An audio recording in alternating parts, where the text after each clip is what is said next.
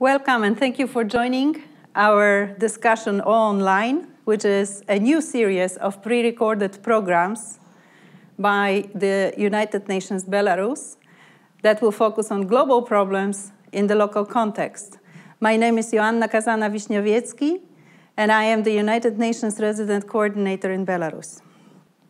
In our first online discussion today, which is going to be aired on the 24th of October, the United Nations Day, I'm joined in our conference room by special guests, Madam H.Clark, the 37th Prime Minister of New Zealand, and then United Nations Under-Secretary General and Administrator of UNDP.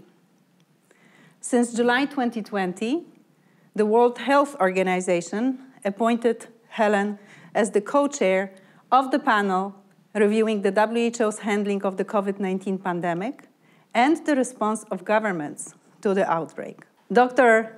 H.Kluge, WHO Regional Director, a long-time medical doctor who has spent his career in many countries, including Russia, including Myanmar, including North Korea, and also has worked for Médecins Sans Frontières, spent half of his career in the field and the other half in the headquarters, who is now leading, elected by 53 member states of WHO, and started his work at the beginning of the pandemic as the WHO Regional Director. Helen and Hans, I have to say first, what an amazing opportunity to have you both at our table together.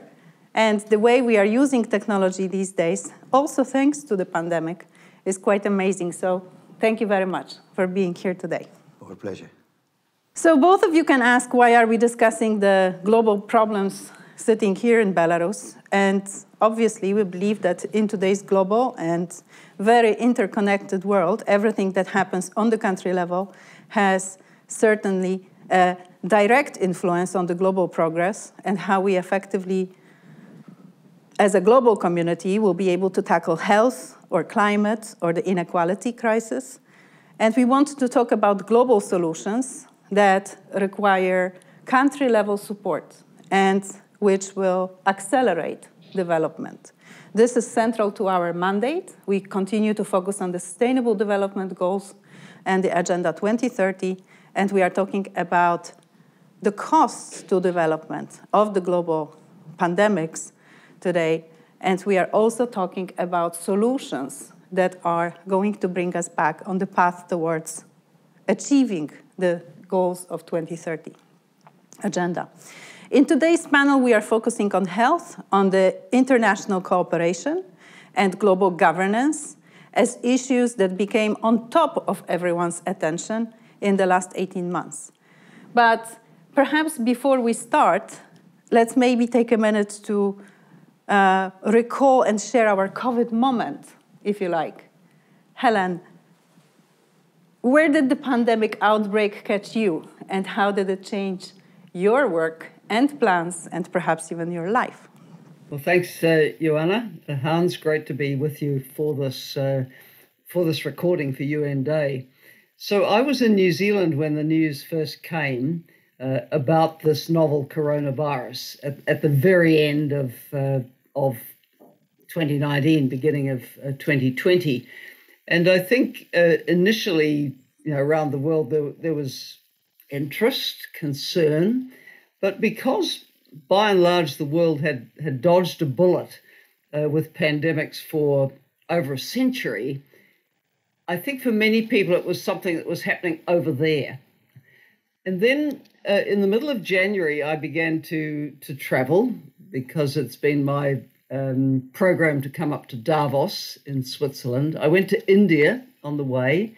I then spent time in continental Europe and the UK. That included going to Geneva for the launch of a Lancet Commission report on children's health and well-being, which Dr. Tedros was kind enough to launch for us at the WHO. And speaking with him there and with other health experts, I became aware of how seriously the WHO was taking this in mid-February. I came home via New York. I sort of had a tick box of places where the pandemic eventually got very, very bad. And I made one visit to Chile in around mid-March, and I left Chile early because I could see an avalanche coming. And I literally have not left New Zealand since mid-late March last year. It's fundamentally affected the way in which I work. I'm very internationally connected and was always on a plane to somewhere. That became impossible. So my life is online, usually on European and North American hours, which means a lot of late nights. But I think many of us will look back on this and think, well, did we need to travel as much anyway? And you can get a lot of business done on the modern internet platforms. Wonderful, fascinating. Same question to Hans. How did it begin for you, remembering also that you were appointed to the position of the WHO Regional Director exactly on the 1st of February 2020? Yes, indeed, Jonah. That's why people call me the COVID region director, because definitely I had not anticipated that one. So when did it start? Over at the end of 2019, over the Christmas holidays, I was in Belgium with my parents and the family. And the WHO representative of China, Dr. Golden Galea, used to be a colleague in Copenhagen.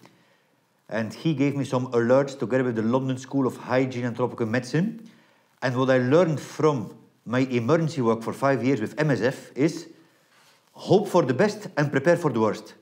So very soon I reprofiled the whole regional office, which in the beginning I had quite some critics, but afterwards I think that was one of the best decisions, not to hold back.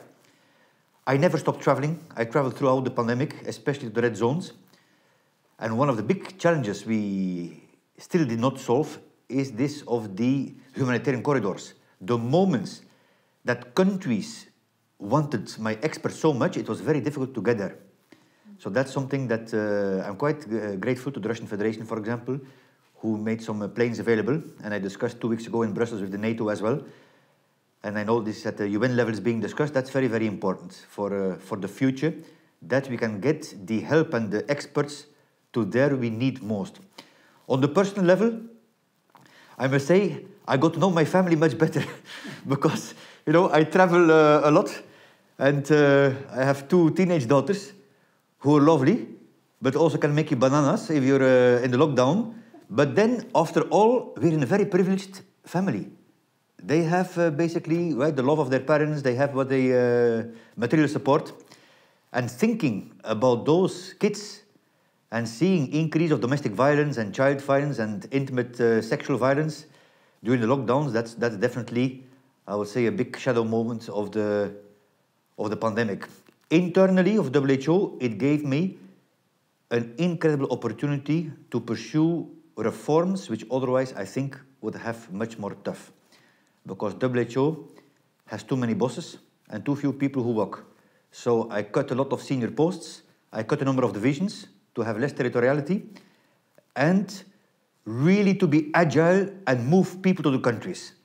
So in that sense, the core of my vision is country work. And that's why, for example, I'm here in Belarus. Oh, wonderful, thank you.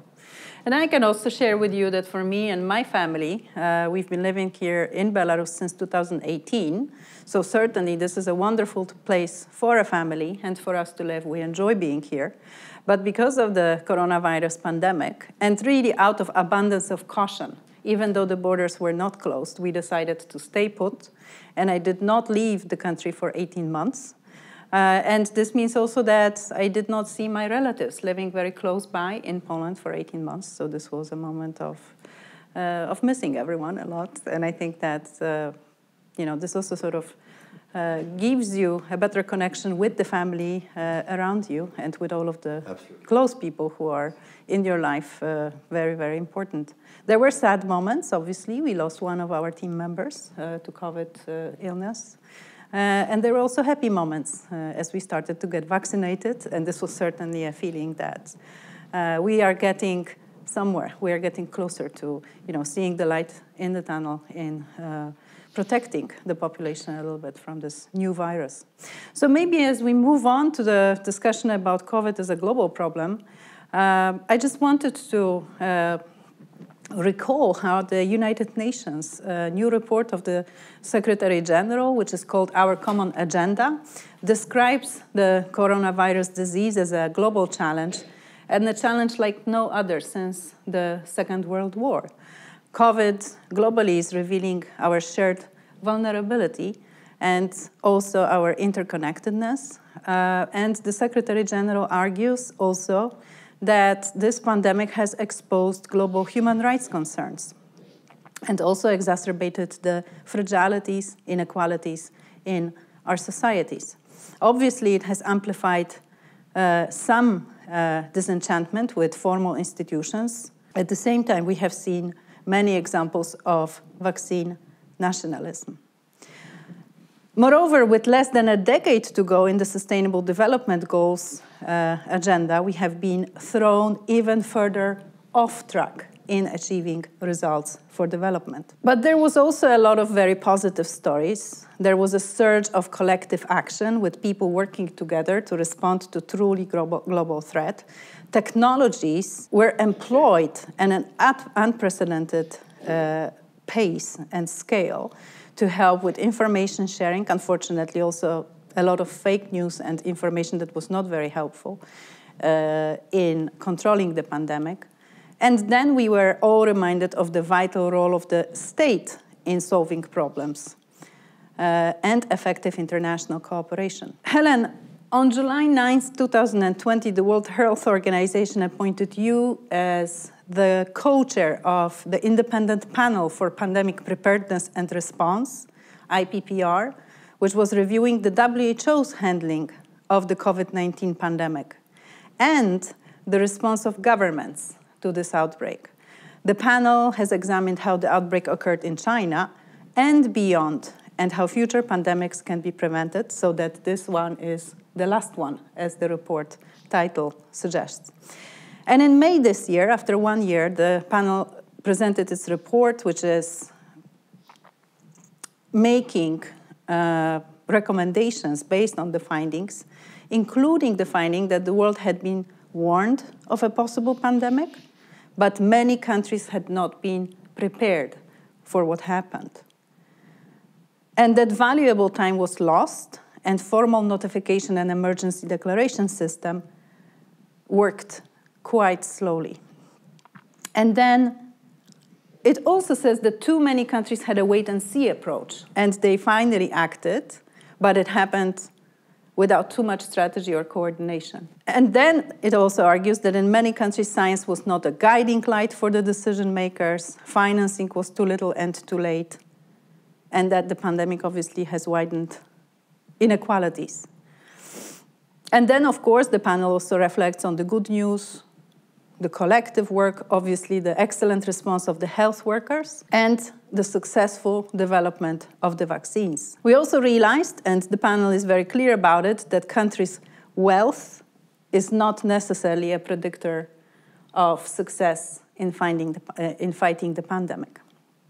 Helen, the question to you, if you can please tell us more about the work of your panel. Well, that's a great summary you just gave, Joanna. Our panel spent a pretty solid 10 months looking at what lessons could be drawn from the experience with COVID. And we established at the beginning that this would be a truth-telling exercise, not a blame-casting one. We sought to depoliticize it because to move forward from where the world is, we need global cooperation. And that was a tone we endeavored to strike through the report. But as you say, we concluded the world for the most part wasn't ready, and WHO wasn't sufficiently empowered to do the job it would have wanted to do. Look, no one can fault the effort that WHO went to, day after day after day, month after month, now year after year. We see Dr. Tedros, Mike Ryan and his team fronting up, putting the facts out there, giving guidance. One of the problems was not enough people were listening closely enough, early enough. We do see the month of January as a bit of a lost opportunity, both in China and also because we don't feel WHO was sufficiently empowered to do what ideally it should be able to do. But having said that, once the public health emergency of international concern was declared at the end of January, February was pretty much a wasted month as well.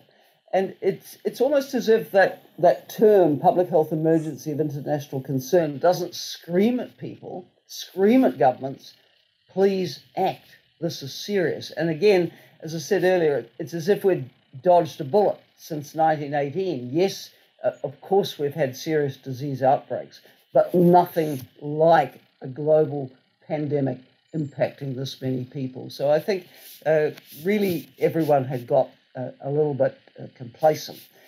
So February, certainly WHO had the declaration out there. It was calling for action, but there was pretty much a wait-and-see approach for most countries through February. I think it was probably the accelerating pandemic in the north of Italy, which finally got through to a lot of people, particularly in the Northern Hemisphere, that this was extremely serious. That's when my own country certainly began to act throughout the flu pandemic plan, which was frankly irrelevant, and went to border closures, which are still in place to this day, and very, very severe lockdowns. So, fast forward to where we are. Our panel made two sets of recommendations. The first set dealt with the immediate situation. We did call on WHO to elaborate a strategy for ending the pandemic. And Dr. Tedros has done that, and that was recently reinforced by him and Antonio Guterres together. Dr. Tedros has been clear he needs 40% of the population of every country vaccinated by December. He needs 70% of the population of every country vaccinated by around the time the G7 meet again next year. And all efforts must be made to do that, because the longer this goes on and on and on, the more chance there is of something more lethal and more transmissible than Delta coming along and challenging us even further. So, clearly there is a strategy there. We also called for urgent redistribution of vaccines. And look, we're hearing the statements, good statements from President Biden, G7, that they're going to redistribute, but we need it now, not next year, now, in very, very large numbers. And that's a song that President Ellen Johnson Sirleaf and I continue to sing on behalf of the panel. Then we had a set of recommendations which looked to the future, and really to the medium term as well, because we don't know when the next zoonotic spillover event is going to be. It could be any time. It could be 10 years, it could be 10 days, when something else emerges with the pandemic potential that this novel coronavirus has had. So we have called for the General Assembly to support the way forward with a negotiated political declaration and special session, which is done, quite a number of times with health. We've seen it done on non-communicable diseases, on universal health coverage, antimicrobial HIV/AIDS resistance, all of these things. HIV benefits from a special session from time to time, and we would like that special session to focus on new architecture. We have recommended a head of government and state level Global Health Threats Council as a sort of mega oversight body. We've recommended a new financing mechanism for preparedness and response. We've recommended a revamp to ACT-A and COVAX. We've come in behind the pandemic convention, which Dr. Tedros and a number of countries have come out for. And we've come out for an empowered WHO. We think that's extremely important. So, Antonio Guterres has described our report as a platform for reform. And we continue to pursue that at the New York level, knowing also that WHO is building up towards the World Health Assembly special session next month. And I really hope we will see agreement there to negotiate a new convention to fill legal gaps in the international instruments at the moment. Wonderful. So shifting the focus to Europe now, Hans, in WHO, you have created, meanwhile, the Pan-European Commission on Health and Sustainable Development as an independent and interdisciplinary group of leaders, remarkable leaders that you have gathered in your commission, convened to rethink policy priorities in the light of this pandemic. The Commission's work culminated in the report that was published just last month in September 2021.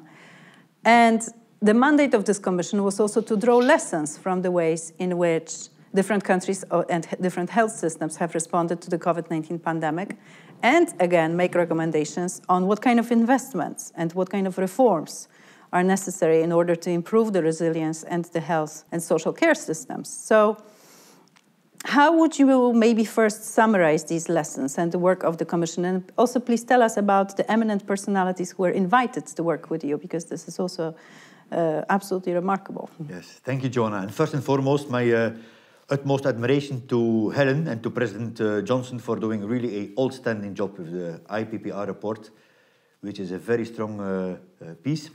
And we have been, the chair of the independent, let's say, Monti Commission has been linking with Helen and President Johnson.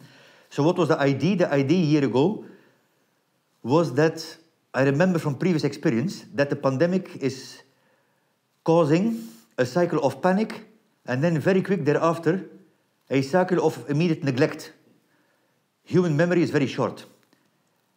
And I tried to put health at the top of the political agenda in 2009 when there was the global economic crisis. But somehow I failed. We kept talking to health people. And WHO likes to talk to health people because they tell usually we do a good job. But we have no clue how to talk to heads of state, to Minister of Finance. So I thought, let's pull together an independent commission, so it's not a WHO commission. I only appointed the chair, and have especially non-health people.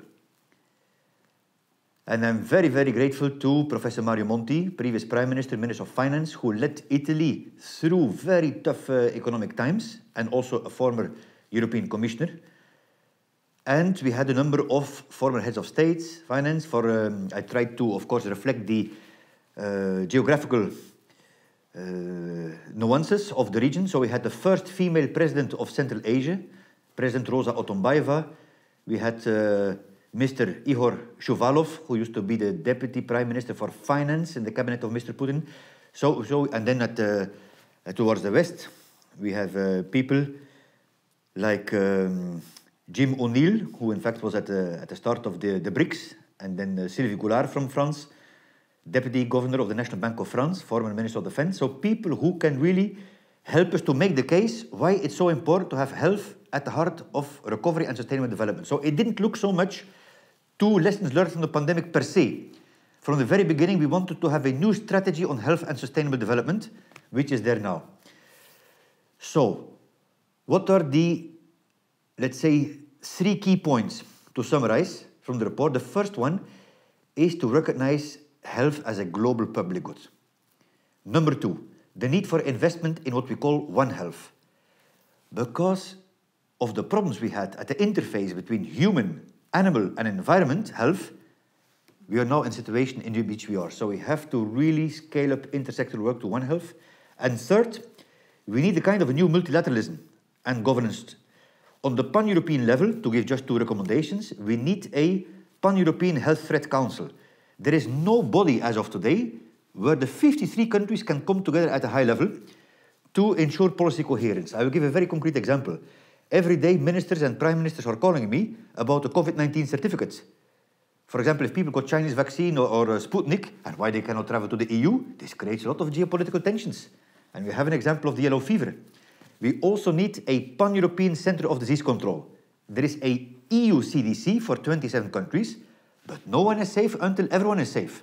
And that to be coordinated by our office. What about WHO?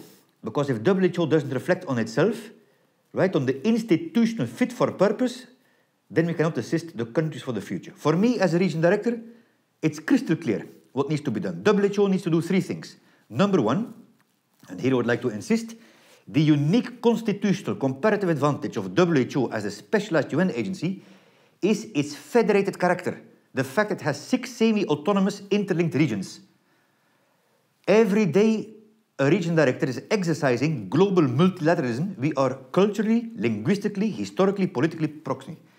So there was an article published in the American Medical Journal together with the State Secretary of Health and State Department of the US, for example, should WHO regional office be able to call for an alert?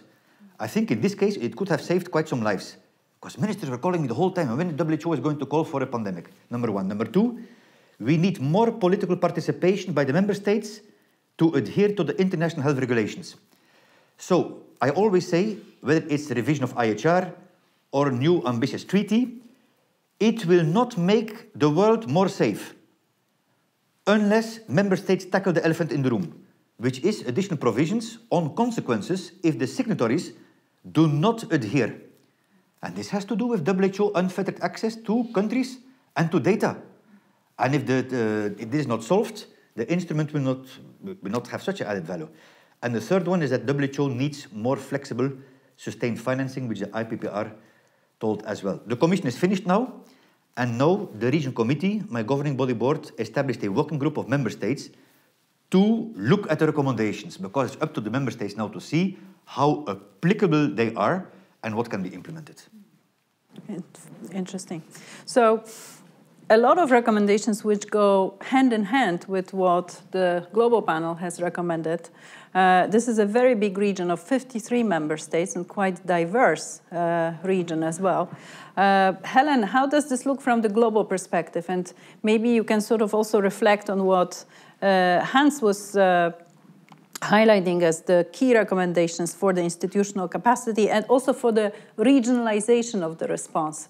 How regional cooperation helps achieve the goals and tasks that you have highlighted in your report.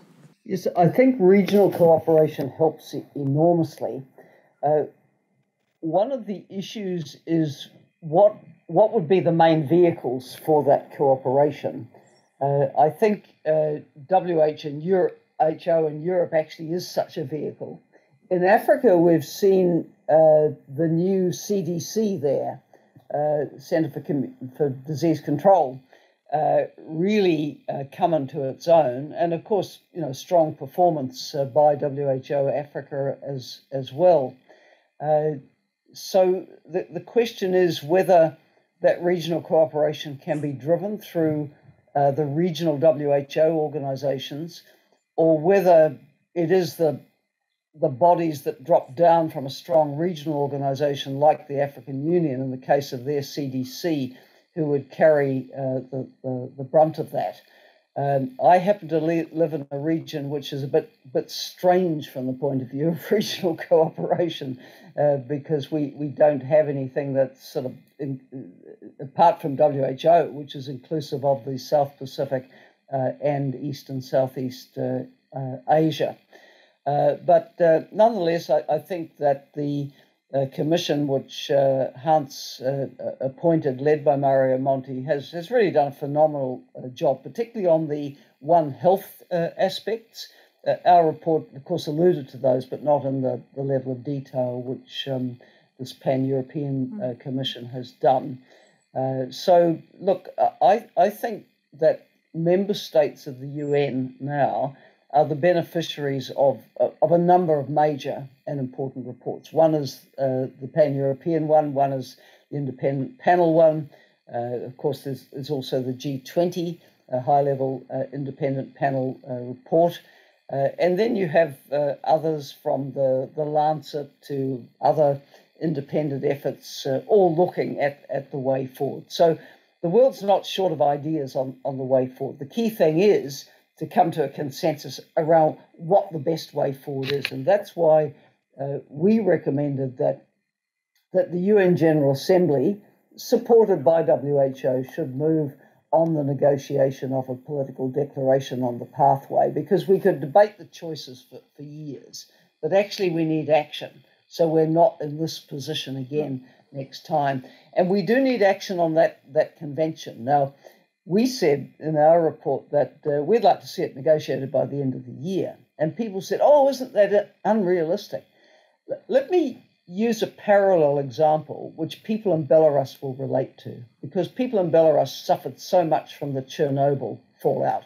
I've been to Chernobyl, and I've been to the affected region in Belarus as well. Within 5 months of the Chernobyl nuclear accident, the world had 2 new nuclear safety conventions, and that was still when the Cold War was on. Speed of lightning compared to what's happening now. And I can only plead with those who convene at the World Health Assembly next month, get in behind the negotiation of a new convention, because the legal instruments we have are not good enough. And WHO needs to be supported by a new legal instrument. That's my plea. Can I ask a question to Helen Joanna? Why do you think this is... Helen, you make a very good point. Like the example you gave, after 5 months it happened. Why do you think, in your view, this takes such a time now? There is not the same kind of determination to finish this off, despite of such a calamity globally. It's perplexing, isn't it? And I think while geopolitics were very difficult towards the end of the Cold War, when the Chernobyl accident happened, they also had a kind of order to them, whereas now it's just toxic. And this became very much complicated by great power relationships. We used to be able to achieve more things in those old days. One of the saddest anniversaries for me last year was the one when WHO commemorated the 40th anniversary of the eradication of smallpox. That was agreed on and achieved, again, during the Cold War. So there was an order to it. We're in a very disorderly and disruptive period of great power relations at the moment, and that slows everything up. And again, my plea would be, can we build international cooperation around where we so clearly have a shared interest? That's why the name of Antonio Guterres' report, Our Common Agenda, is so right. Look, as member states of the UN, as peoples, we disagree on a lot, but surely we can come together to deal with existential threats like those to our health and those to our climate. We have to identify those issues where we can work together, and hopefully some greater good for multilateral cooperation can come from that. But let me go back to one point I made earlier. That's why our report stayed determinately apolitical. We think politicization of these issues is toxic. It has to be depoliticized so everyone can focus on the common and shared interest. Thank you. Thank you for this incredibly clear message that this needs to be depoliticized. But I also want to highlight the aspects of regional cooperation that are happening from here, from Belarus. Belarus is now the chair of the Commonwealth of Independent States. That is the local regional organization. There was just recently, this week, Belarus hosted the council meeting of the health ministers, as well as the ministers of foreign affairs who have gathered here in the Foreign Ministers' Council meeting. COVID-19 and how to tackle the pandemic was very high on the agenda. And maybe, Hans, you could tell us how the priorities are seen here and what is the issue that requires collaboration between the CIS countries as well as in the broader WHO region, as seen by the member states. Right. For me, it was very symbolically that I came here through the night from Slovenia, which has the presidency of the Council of the European Union, where the Minister of Health of the European Union gathered. So I went from the Minister of Health meeting of the EU to the ones of the CIS to see the differences and the similarities. I mean, obviously, to kill off the pandemic is a priority number one, and there both sides agreed that only international solidarity and political leadership can get us out. And key there, of course, is the vaccination, whether in Belarus, CIS, or more in the western part of the region, that we need to increase the uptake, convince the people, not to punish them, then the production, and third, the sharing. So, and the sharing has to happen. That's what I discussed with the officials here as well. And then the ambassadors that you chaired yesterday, Joanna.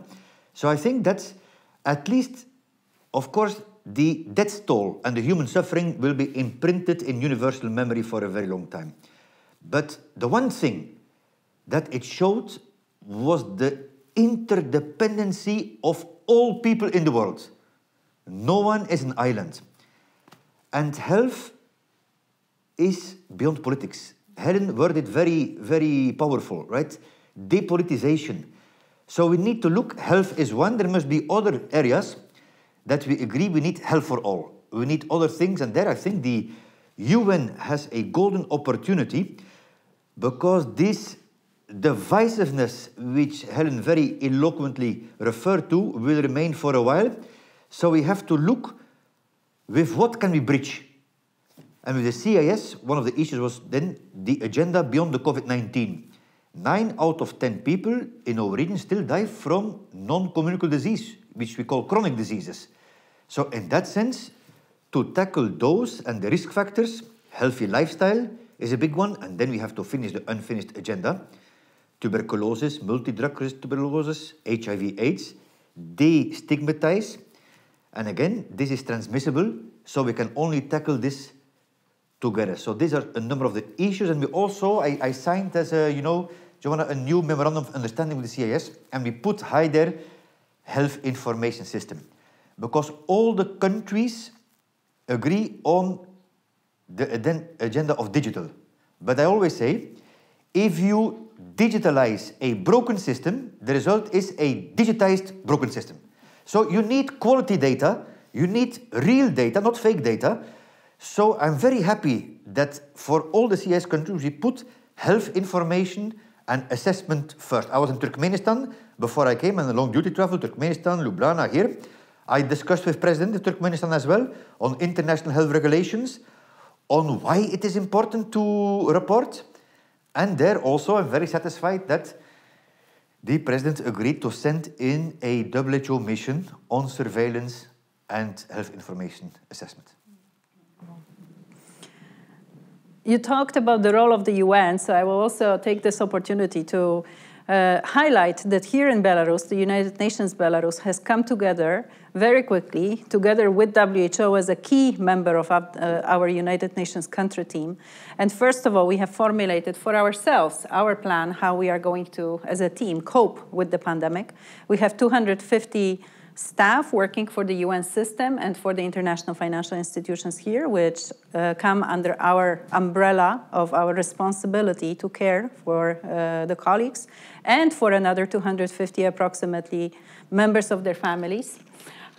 We have developed a very quick plan of actions, and we have also focused on promoting vaccination among our staff.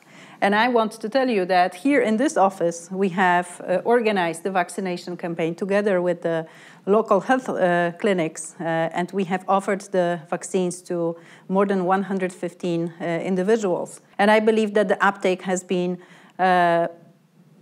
fine, but we believe that more promotion and more efforts need to be made to invite more people to take advantage of the vaccination. This is also going to be our priority moving forward. When you moved around the city, you have seen the billboards and the information campaign. This is also something that the UN system, together with the World Bank, has done very early on in the beginning of the pandemic in the first half of 2020. We have also developed a socio-economic response plan to the pandemic, looking at the other aspects of the economic development, social assistance, also modernization of a lot of the health services and systems that are used in the sector of medicine. We believe that, together as different agencies are pitching or offering their best solutions and their best capacities, the UN family, certainly working together with WHO, can move this agenda of collaboration on the different fronts effectively together. Towards the end of our discussion, I also wanted to touch on the issue of the non-communicable diseases as something that should not be left behind and should not be forgotten. As you said, there's an unfinished agenda on the communicable diseases, but there is also a growing pandemic of the non-communicable diseases. And both of you have been very actively involved in this area. I also want to highlight that WHO and UNDP are working together for many years in the United Nations Interagency Task Force on the Prevention of and Control of Non-Communicable Diseases, which was established in 2013 by the Secretary General to coordinate the activities of the UN system in support of realization of the commitments under the 2011 Political Declaration on the NCDs. And in countries like Belarus, NCDs are obviously a big public health priority. You have discussed this yesterday with the leaders, and I believe that promoting the healthy lifestyle, promoting healthy diet, promoting also prevention as the best way of avoiding the disease is something extremely important. From the broader UN system side, we are advocating that a prevention approach is cost-effective. We have developed an economic case for prevention of non-communicable diseases. This is also a cross-sectoral approach, and we believe that this will remain a big priority for the UN system's work moving forward in the current cooperation framework. How do you see the connection, Helen? How the institutions that the world needs to develop for the pandemic preparedness and tackling of the new diseases are going to actually also help establish more effective cooperation on the non-communicable diseases? So I think it's very important to leverage from the current focus on the pandemic to really galvanize action on the non-communicable diseases. Because when we look at who has been so vulnerable to COVID, it's those with pre-existing conditions who are very present in that group. For example, those with diabetes, renal failure, asthma, tobacco-related respiratory illnesses and conditions. And all our countries have these health inequities. In my country, the health of Indigenous people is significantly worse, and of Pacific people considerably worse than that of the European population. So we should use this opportunity to focus on the way in which this pandemic of COVID and inequalities has heightened health inequities in visibility, and we need an all-out effort on those. I'm pleased that WHO is again has a group set up to revise social determinants of health report, and I think that report too can leverage off the opportunities offered by COVID. So it won't just be all focus on pandemic and forget other things. It's let's look at the health inequities that COVID has exposed, and then let's determine to address those social determinants of the inequities, and in the process of doing that, address the non-communicable diseases, the burden of which is quite associated in countries like mine, and I'm sure many others, with socioeconomic and health inequities. So a lot of issues to be tackled, and I think that obviously this requires a great deal of cooperation and very global look at it. Therefore, the United Nations as an institution also needs to play its part. One of the central ideas that were promoted in the Secretary General's report, Our Common Agenda, focuses on the proposal of a new social contract at country level, which is focused on delivering, obviously what people need in a process that is much more inclusive and engaging, with the citizen at the center stage. So between the global solutions and the local level, there has to be a process of, informing not only the government and national priorities, then regional priorities, and then the global solutions.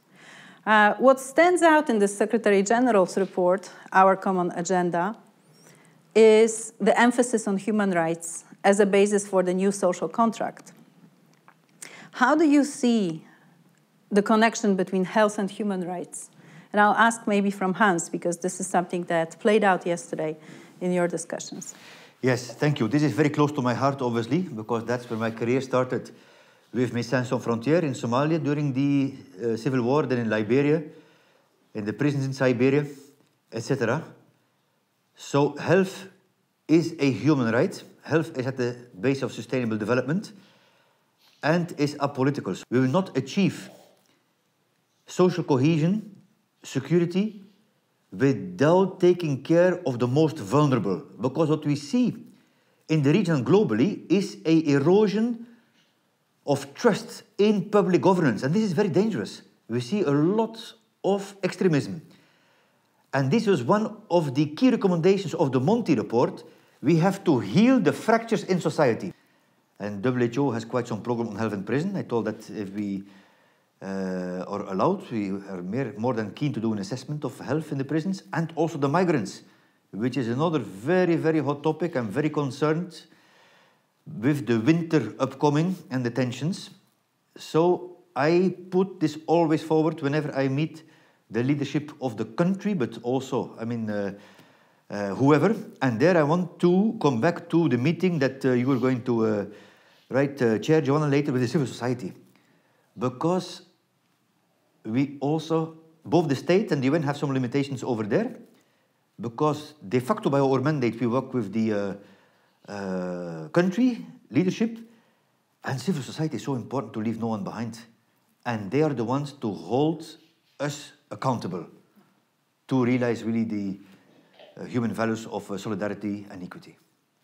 In fact, in the report, the Secretary General is proposing a special focal point that would be established in the global UN system, in every institution of the UN system, the entry point for the civil society organizations, and a more systematic engagement of civil society in the UN decision-making. Helen, you have paid attention to this aspect of cooperation when you were administrator of UNDP, as I very well remember. Every time you went on a country visit, including 2 visits to Belarus, you were interacting also with both national leadership and civil society organizations. What is the significance of this kind of engagement and partnership for sustainable development from your point of view?